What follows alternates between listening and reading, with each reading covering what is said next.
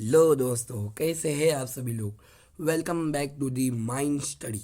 तो भाई हम लोग आज की इस क्लास में समझने वाले हैं classification of elements and periodicity of properties. इसके बारे में थोड़ी बहुत डील करने वाले हैं।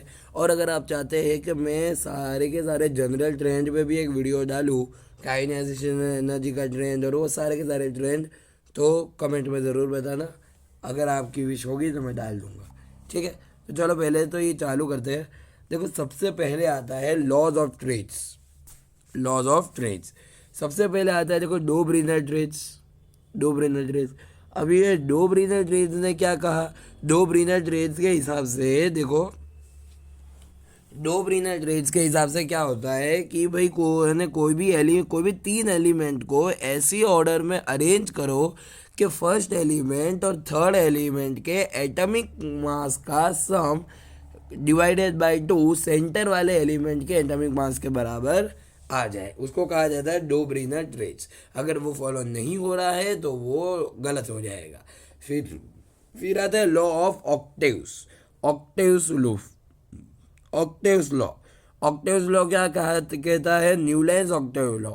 वो क्या कहता है कि भाई कोई भी 8 एलिमेंट को ऐसे अरेंज करो कि हर 8वें एलिमेंट की जो प्रॉपर्टी होगी वो पहले एलिमेंट के साथ मिलनी चाहिए। और इसके अंदर ये वाला लॉ जो है वो सिर्फ कैल्शियम तक ही वैलिड है। फिर आता है Lothar Meyer curve. Lothar Meyer curve में क्या है कि देखो, उसने ऐसा कुछ डायग्राम बनाया लोथर मेयर ने, और उसने क्या बताया, atomic weight versus atomic volume का डायग्राम बनाया। ठीक है, ये चीज़ का ध्यान रखना। तो देखो, ये रहा atomic weight versus atomic volume का जो डायग्राम बनाया, उसमें उसने क्या करा कि ये जो देखो, टॉप पर उसने किसको रखा, अल्कली मेटल्स को। अल्कली मेटल्स को उसने टॉप पर रखा, लिथियम, सोडियम, पोटेशियम, रुबिडियम। ठीक है। इंक्रीजिंग ऑर्डर में उसने किसको रखा है, इनर्ट गैस को, अरे हेलोजन्स को, फ्लोरीन, क्लोरीन, ब्रोमीन, आयोडीन, उसको इंक्रीजिंग ऑर्डर में रखा है। डिक्रीजिंग में अल्कलाइन अर्थ मेटल को रखा है, बेरिलियम, मैग्नीशियम, कैल्शियम। ठीक है, ऐसे याद रखना है। ये उसका था लोथर मेयर का होगा। फिर आता है element with similar property occupy the similar position. ठीक है, तो इसमें जिन जिन एलिमेंट्स की प्रॉपर्टी सिमिलर है उनको उसने इस हिसाब से अरेंज करा है। फिर आता है पीरियडिक लॉ। पीरियडिक लॉ में किसने करा था, मेंडलीव ने करा था। Periodic law states that properties of elements are periodic function of their atomic mass. ठीक है, याद रखना है। फिर आता है modern periodic law. Modern periodic law में कौन था, हेनरी मोसले। उसने क्या करा था, उसने एक्सरे कुछ मारी थी फ्रीक्वेंसी की, जिससे कुछ हुआ था। ठीक है, देखो, it states that the physical and chemical property of the element are periodic function of the atomic number. Horizontal row को उसने पीरियड बोल दिया, वर्टिकल कॉलम्स को उसने ग्रुप बोल दिया। उसने टोटल 8 पीरियड बताए और 18 ग्रुप्स बताए थे। ये बात काफ़ी ध्यान में रखना है। फिर देखो, यहाँ पर classification of element and periodic in properties. तो इसके अंदर देखो, सबसे पहले क्या लिखा है, to ease out difficulty in studying individually chemistry of all the elements and their compound. तो ये जनरली हुआ क्या था कि भाई केमिस्ट्री के सारे कंपाउंड्स को पढ़ने के लिए, यानी उनके बारे में जानने के लिए बहुत ही ज़्यादा डिफिकल्टी पड़ती थी। तो अब उन्होंने क्या करा कि ऐसे एक पीरियडिक टेबल बना दिया जिससे डिफिकल्टी खत्म हो गई।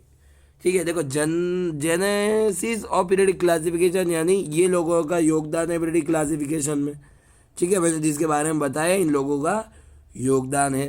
फिर उसके बाद देखो, periodic table classification based on electronic configuration. Electronic configuration की बात की जाए, electronic configuration is the distribution of electrons into subshells of an atom. Electronic configuration क्या है, डिस्ट्रीब्यूशन ऑफ इलेक्ट्रॉन्स, यानी इलेक्ट्रॉन्स को बांटा जाता है उनके अपने अपने सबशेल ऑफ एटम्स में। पीरियड में क्या होता है, देखो, number of element in each period is twice the number of atom orbital available in the energy level that is being filled. फिर देखो, ग्रुप वाइज की बात करो तो element in same group have similar valence shell electronic configuration, hence same number of electrons in outer orbit and similar properties. These are classified into 4 blocks. ठीक है, s block, p block, d block and f block. फिर देखो, उसके बाद नीचे आता है IUPAC nomenclature element. जिसका एटॉमिक नंबर 100 से ज़्यादा है, ठीक है। तो derived from the atomic number of element using numerical roots for 0 and number 1 to 9 and EM is added at the end. तो करना क्या रहता था कि भाई मैंने जो इसके पहले जो 20 मिनट्स वाली वीडियो डाली थी उसमें ये चीज़ को मैं डिटेल से समझाया है IUPAC नेमिंग को, कि भाई 1 है एटॉमिक नंबर 1 तो एटॉमिक नंबर 0 तो नील बोलते, एटॉमिक नंबर 1 तो क्या बोलते थे, un, atomic number 1 un, atomic number 2 bi, tri, quad, pent, hex, sept, oct और एन, ऐसे लिखा जाता था। और पीछे क्या कहते थे, EM लगा देते, जैसे 119 है तो अन अन ऑक्टियम, ऐसे अनन 118 को बोलेंगे वो तो अनन ऑक्टियम, ठीक है। ऐसे 67 दिया हुआ है तो 67 को हम जनरल IUPAC नेमिंग के हिसाब से क्या बोलेंगे, 67 को बोलेंगे हेक्स सेप्टियम, हेक्सेप्टियम। और इसका सिंबल क्या हो जाएगा, तो H, ये उसका सिंबल हो जाएगा ऐसे, ठीक है। तो ये चीज़ मैंने इसके पहले वाले वीडियो में समझाई है, उसमें डिटेल में जाके समझ लेना, उस वीडियो का लिंक डिस्क्रिप्शन में दे दूंगा, ठीक है।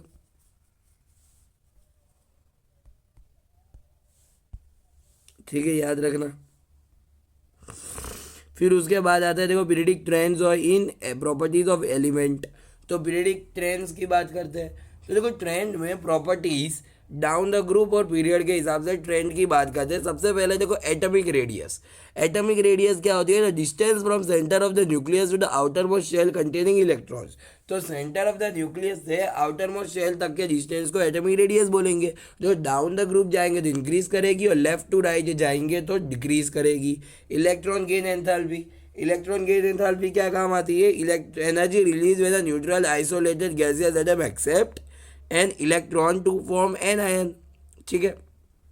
तो इलेक्ट्रॉन गेन एंथैल्पी क्या काम करती है कि एनर्जी जो रिलीज होती है न्यूट्रल आइसोलेटेड गैसियस एटम से उसको इलेक्ट्रॉन एक्सेप्ट कराने के लिए, ताकि वो एन आयन बना दे।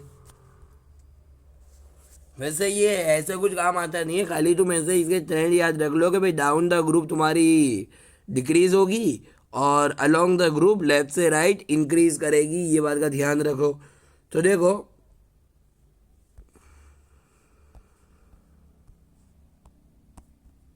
ये रहा, देखो डाउन द ग्रुप क्या होगी, लेस नेगेटिव होगी और along the group more negative होगी, ठीक है। और फिर मैंने वो भी समझाया था कि एल्कलाइन अर्थ मेटल के लिए नेगेटिव होती है, अरे पॉजिटिव होती है, इनर्ट गैस के लिए पॉजिटिव होती है, ये सब भी मैंने बताया था। तो ये सब भी साथ साथ में ध्यान रख लेने का।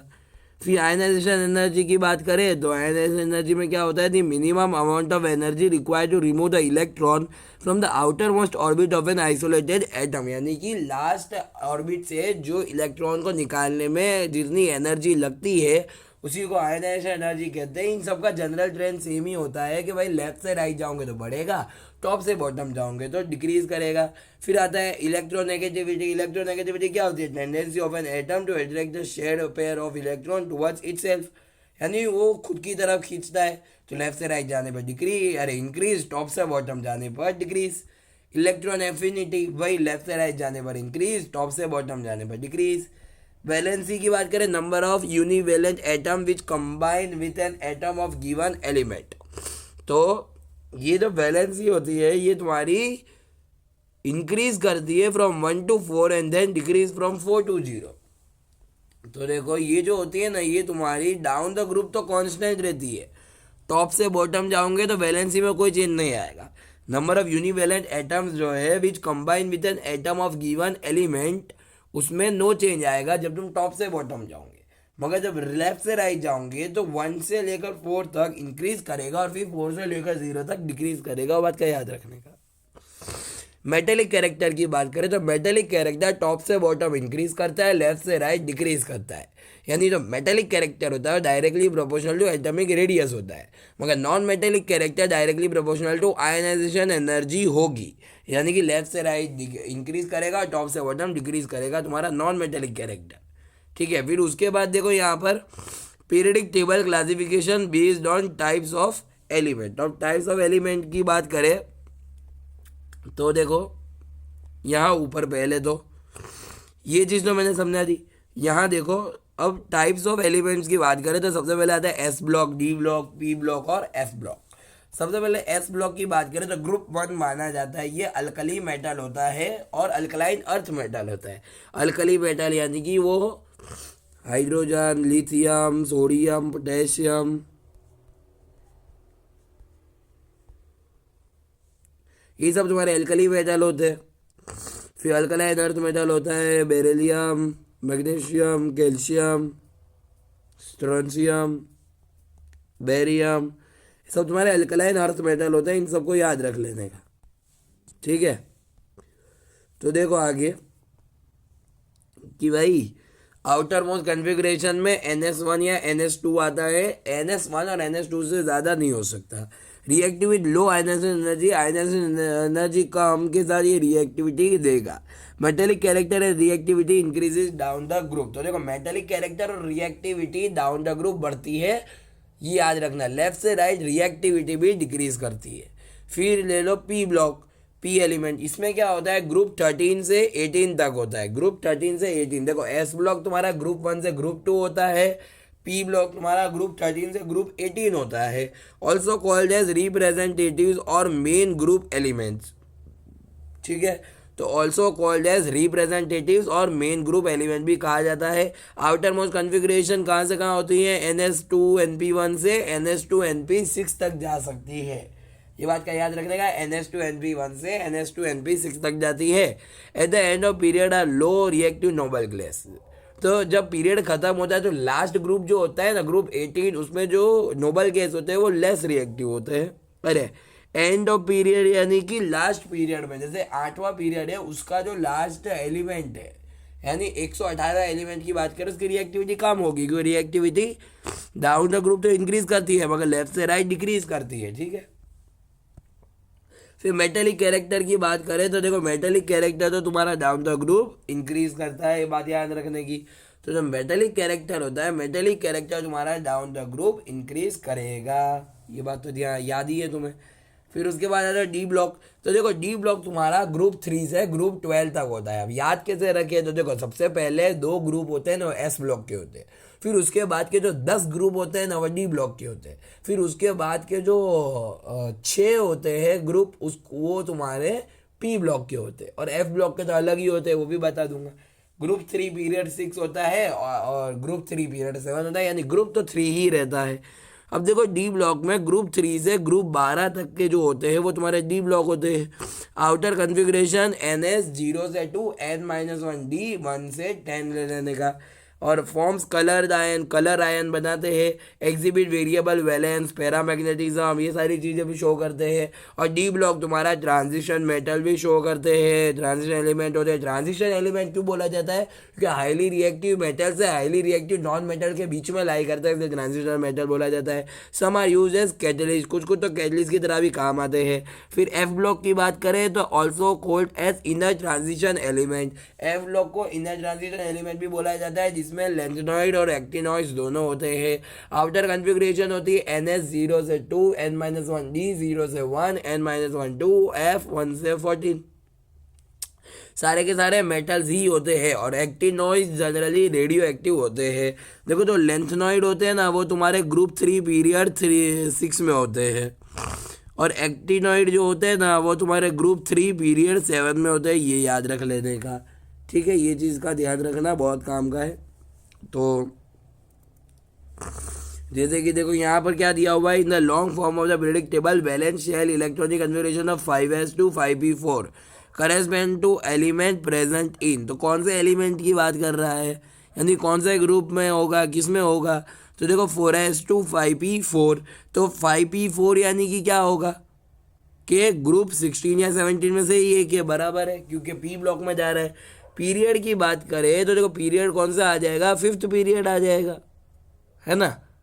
5p4 और p4 जा रहा है। पी ब्लॉक चालू कहाँ से होता है, 12 से चालू होता है। तो 12, 13, 14, 15, अरे 12 से नहीं 13 से चालू होता है पी ब्लॉक, यानी कि 16 में जाएगा। तो या तो ग्रुप 16 आएगा या तो ग्रुप 17 आएगा, दोनों में से अरे ये दोनों में से कोई एक आएगा, ये जो मैंने दोनों टिक करे। अब इसमें पीरियड 6 आएगा या तो पीरियड 5 आएगा, तो आंसर क्या आ जाएगा, पीरियड 5 आ जाएगा, क्योंकि ये तुम्हारा 5 दिया हुआ है इसलिए, तो पीरियड 5 आ जाएगा। और बस यहाँ पर तुम्हारा चैप्टर खत्म होता है। ठीक है, ये जो क्वेश्चन है देख लेना। आइसो इलेक्ट्रॉनिक स्पीसीज की एक बात कर ले तो atoms and ions with same number of electrons, ठीक है, जिसमें नंबर ऑफ इलेक्ट्रॉन सेम हो वही तुम्हारे आइसो इलेक्ट्रॉनिक स्पीसीज होती है। Directly proportional to negative charge होता है, inversely proportional to positive charge होता है। जैसे इसमें क्या बोले, increasing order of the ionic radii, increasing order की बात करें तो किसमें इंक्रीजिंग ऑर्डर में है, तो देखो पॉजिटिव चार्ज का सबसे कम, नेगेटिव चार्ज का सबसे ज़्यादा। तो इंक्रीजिंग ऑर्डर में बात करें ना तो सल्फर का ज़्यादा, फिर क्लोरीन, फिर पोटेशियम, फिर कैल्शियम, तो ऑप्शन बी आ जाएगा। ठीक है, देखो यहाँ पर 2+ है पॉजिटिव चार्ज, फिर प्लस, फिर माइनस, फिर 2-, ठीक है, 2- का सबसे ज़्यादा हो जाएगा आइसो इलेक्ट्रॉनिक स्पीसीज। और ये वाला भी देख ही लेना। ठीक है, तो यहाँ पर ये तुम्हारा चैप्टर खत्म होता है। मिलते हैं अगली वीडियो में, तब तक के लिए गुड बाय।